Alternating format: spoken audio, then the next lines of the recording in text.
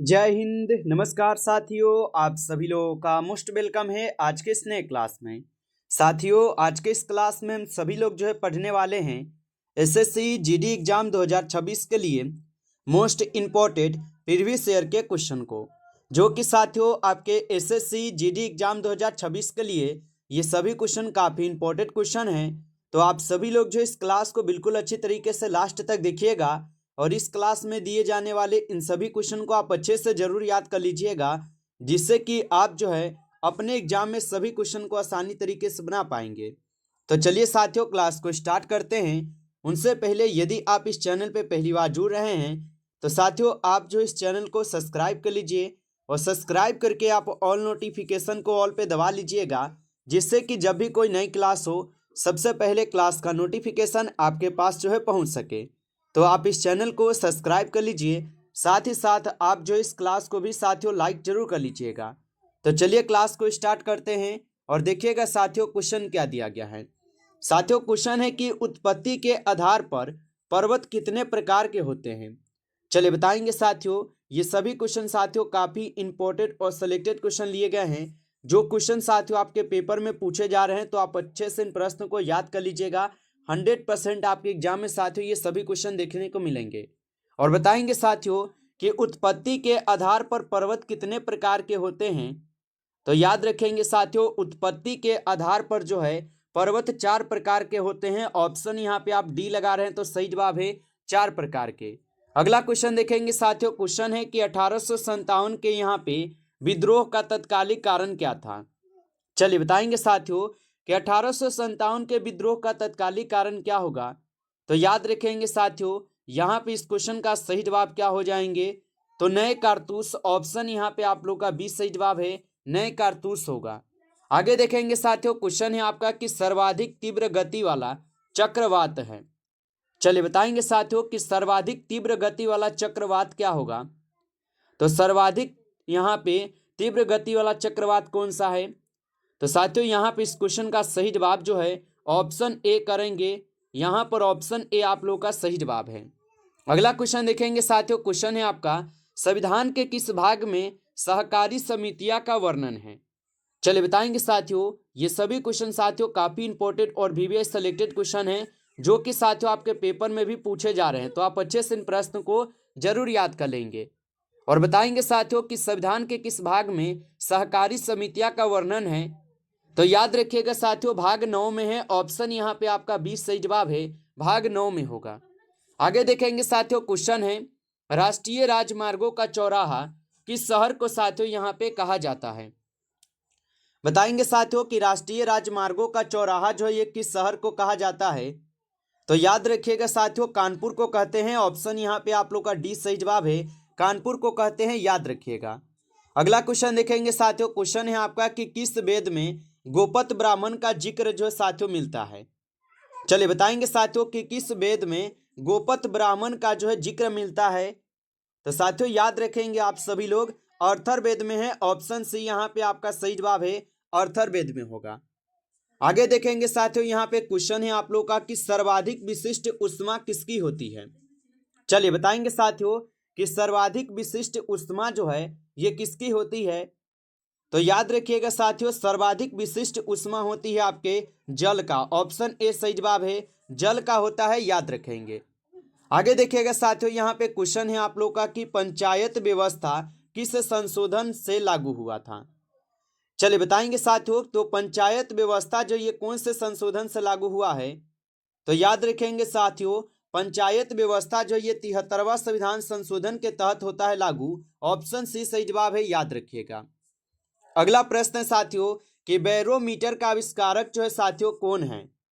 चलिए बताएंगे साथियों, बैरोमीटर के आविष्कारक कौन हो जाएंगे। तो याद रखिएगा साथियों, बैरोमीटर के जो आविष्कारक है यहाँ पर हो जाएंगे साथियों कौन।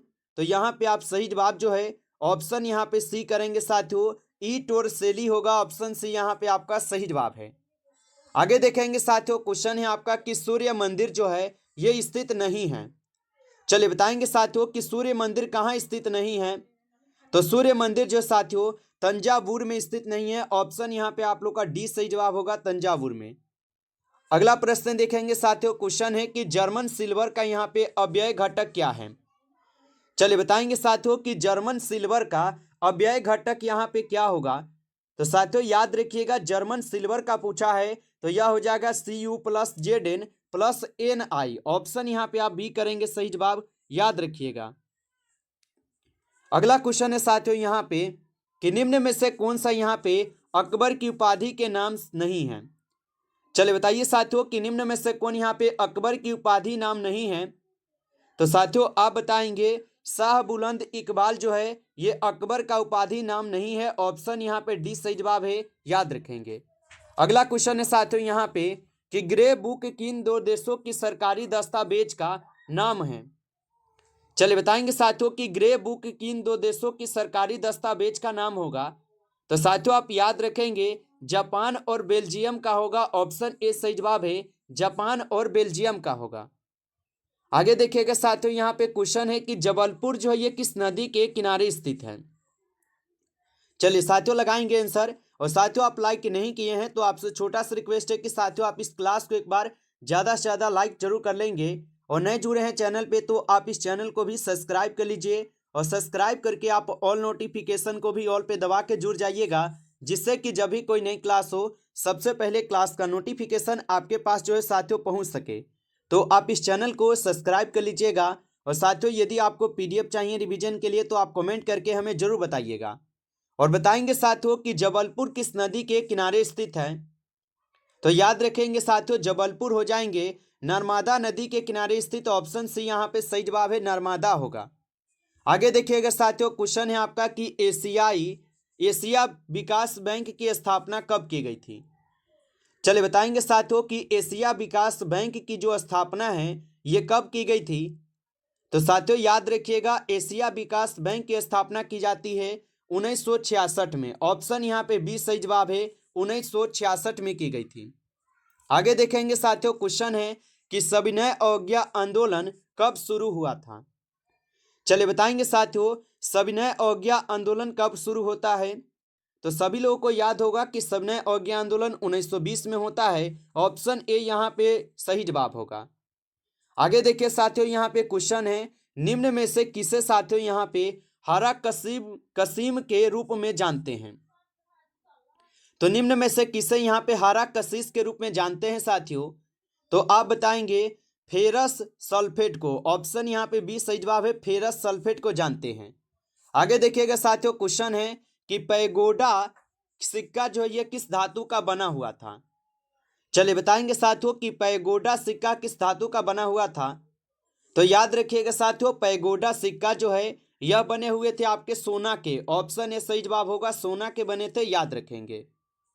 अगला प्रश्न साथियों यहाँ पे निम्न में से कौन वायु दाब का मात्रक नहीं है। बताइए साथियों कि निम्न में से कौन वायु दाब का मात्रक नहीं होगा। तो यहाँ पे साथियों वायु दाब का मात्रक जो है कौन नहीं है। तो आप बताएंगे टोर, बिलीमार और बार ये सभी क्या है। तो ये सभी वायु दाब का ही मात्रक है, तो उपयुक्त सभी होगा यहाँ पे। ऑप्शन यहाँ पे डी कीजिए, सभी है। आगे देखिए क्वेश्चन यहाँ पे कि भारतीय संविधान का निर्माण किस निकाय ने किया था। तो भारतीय संविधान का निर्माण किस निकाय ने किया था। तो साथियों आप बताएंगे संविधान सभा किया हुआ था। ऑप्शन यहाँ पे बी आपका सही जवाब है, संविधान सभा। आगे देखेंगे साथियों क्वेश्चन है कि लाइसोसोम की खोज जो है ये किसने की थी। चलिए बताएंगे साथियों लाइसोसोम की खोज जो है किसने की थी। तो याद रखिएगा साथियों लाइसोसोम की खोज किए गए थे आपके डी ड्यूवेक के द्वारा। यहां पर ऑप्शन आप लोग का बी है, डी ड्यूवेक के द्वारा। आगे देखेंगे साथियों क्वेश्चन है आप लोग का कि दिल्ली सल्तनत में सर्वप्रथम ईदगाह का निर्माण किस शासक ने करवाया था। चलिए बताइए कि दिल्ली सल्तनत में सर्वप्रथम ईदगाह का निर्माण किस शासक ने करवाया था। तो साथियों आप बताएंगे इल्तुतमिश ने। ऑप्शन ए सही जवाब है, इल्तुतमिश ने। अगला प्रश्न साथियों कि प्रकाश संश्लेषण की क्रिया डैश प्रकाश में साथियों यहाँ पे वर्णित है। तो प्रकाश संश्लेषण की जो क्रिया साथियों ये डैश प्रकाश में वर्णित होगा। तो आप बताएंगे साथियों ये हो जाएंगे आपके किसमें। तो आप बताएंगे ये लाल में है और एक हो जाएगा नीला में। यहाँ पर ऑप्शन बी और सी दोनों है, तो ऑप्शन डी को सही जवाब कीजिएगा। यहाँ पे डी होगा सही जवाब, यहाँ पे बी और सी दोनों होगा। आगे देखिए क्वेश्चन है आपका कि संयुक्त राष्ट्र के स्थापना सम्मेलन में भारत का प्रतिनिधित्व किसने किया था। चलिए बताइएगा साथियों कि संयुक्त राष्ट्र के स्थापना सम्मेलन में भारत का प्रतिनिधित्व किसने किया था।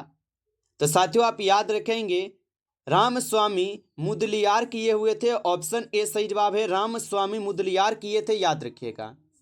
आगे देखिए साथियों यहाँ पे क्वेश्चन है कि कथकली जो है नृत्य किस राज्य का है। चलिए बताएंगे साथियों कि कथकली नृत्य किस राज्य का नृत्य है। तो याद रखिएगा साथियों कथकली नृत्य हो जाएंगे आपके केरल राज्य का नृत्य। ऑप्शन सी सही जवाब है, केरल होगा। आगे देखेंगे साथियों क्वेश्चन है आप लोग का कि कौन सा मंदिर त्रिकूट पहाड़ी पर स्थित है। चलिए बताएंगे साथियों कि कौन सा मंदिर है जो कि त्रिकूट पहाड़ी पर स्थित है। तो साथियों याद रखेंगे आप सभी लोग वैष्णो देवी मंदिर हो जाएंगे जो कि त्रिकूट पहाड़ी पर स्थित है। ऑप्शन डी यहाँ पे सही जवाब है। आगे देखिए साथियों क्वेश्चन है आपका कि चौथी पंचवर्षीय योजना भारत में कब चली थी। चलिए बताइए कि चौथी पंचवर्षीय योजना भारत में कब चल रही थी। तो साथियों आप बताएंगे चौथी पंचवर्षीय योजना जो है ये भारत में कब चल रही थी। तो जब भारत और पाकिस्तान का युद्ध हो रहा था 1971 में, तब चल रहा था। ऑप्शन बी होगा सही जवाब। यहां पर ऑप्शन बी को सही जवाब कीजिएगा। अगला क्वेश्चन देखिए क्वेश्चन है कि राष्ट्रीय मतदाता दिवस जो है ये कब मनाया जाता है।